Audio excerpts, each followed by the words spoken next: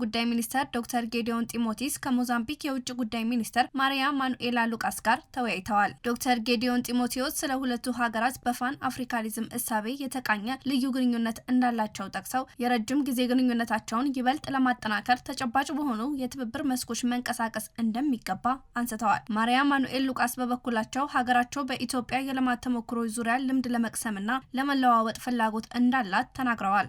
ሚኒስትሯ በተለያዩ ዘርፎች አብሮ ለመስራትና የሁለቱ ሀገራት ግንኙነትን ለማጠናከር ዝግጁ ነን ማለታቸውን የውጭ ጉዳይ ሚኒስቴር መረጃ ያመለክታል።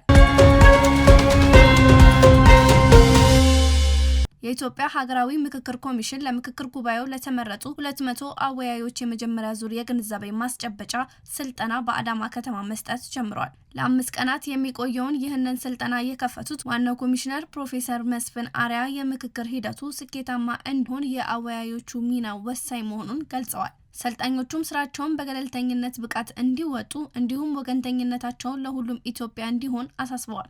በስልጠናውም ላይ ከመላው ሀገሪቱ የከፍተኛ ትምህርት ተቋማትና የተለያዩ የማህበረሰብ ክፍሎች የተውጣጡ አወያዮች በመሳተፍ ላይ ይገኛሉ።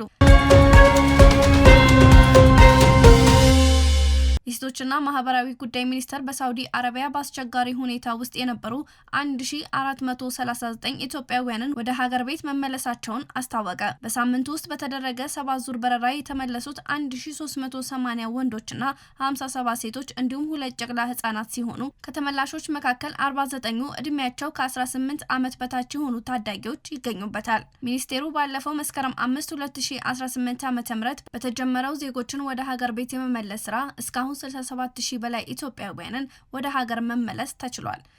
ሚኒስተሩ ለተመላሽ ዜጎች በአየር ማረፊያና በማቆያው ማዕከላት ተገቢውን ድጋፍና እንክብካቤ የማድረግና ከቤተሰብ ጋር የማቀራቀር ስራ ከሚመለከታቸው ባለድርሻና አጋር አካላት ጋር በመተባበር ትኩረት እየተሰራ እንደሚገኝ ገልጸዋል።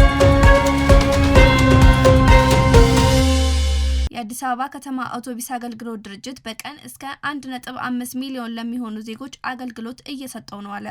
የድርጅቱ ዋና ስራ አስፈጻሚ አካሉ አሰፋ ከነዳጅ እጥረት ጋር ተያይዞ በህዝብ ትራንስፖርት ላይ አላስፈላጊ መጉላላቶችና ችግሮች እንዳይኖሩ እየተሰራ መሆኑን ገልጸዋል። በዚህም ተማሪዎችን ጨምሮ በ212 መስመሮች 1200 አውቶቡሶች እስከ ምሽቱ 4 ሰዓት ለህብረተሰቡ አገልግሎት እየሰጠ መሆኑንም ተናግረዋል። በየቀኑ ከ1.4 እስከ 1.5 ሚሊዮን ሰዎችን እያመላለሰ ነው ያሉት ዋና ስራ አስፈጻሚው ይህንን ከባለፉት ጊዜያት አንጻር እስከ 300,000 ብልጫ እንዳለው አመላክተዋል።